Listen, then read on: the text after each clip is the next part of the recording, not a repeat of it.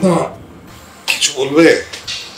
সেজো শোর বাড়ি থেকে খবর এসেছিল কিছুদিনের জন্য সেজো এই বাড়ি এসে থাকতে চায়। আপনি তো ব্যস্ত ছিলেন, দাদার সাথে কথা হয়েছে, ছোট সেজো শোর বাড়ি গিয়ে সেজোর এই বাড়ি নিয়ে আসবে।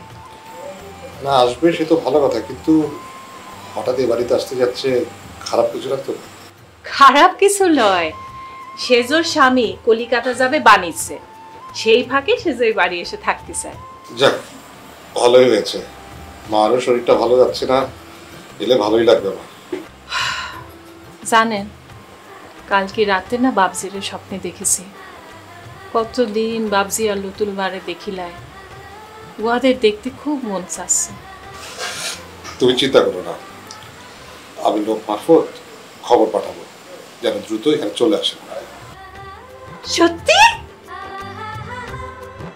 আপনি উহাদের এবারে নিয়ে আসবেন? হ্যাঁ, সত্যি হারাবো। বললাম তো, তুমি এগুলো চিন্তা করো না একদম।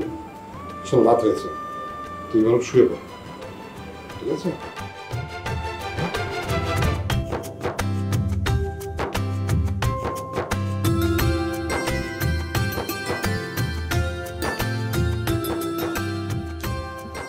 সাবিত্রী, মা সাবিত্রী,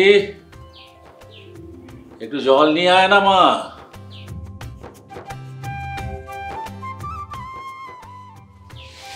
এই নাও বাবা।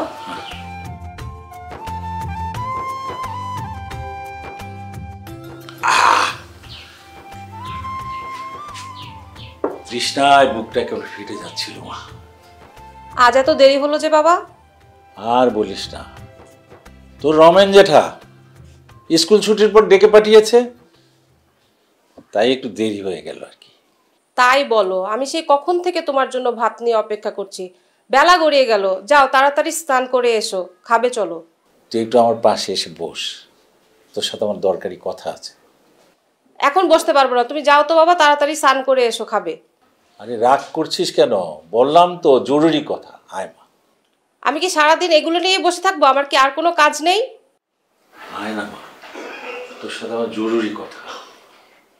বলছি না পরে শুনবো, তুমি যাও তো বাবা।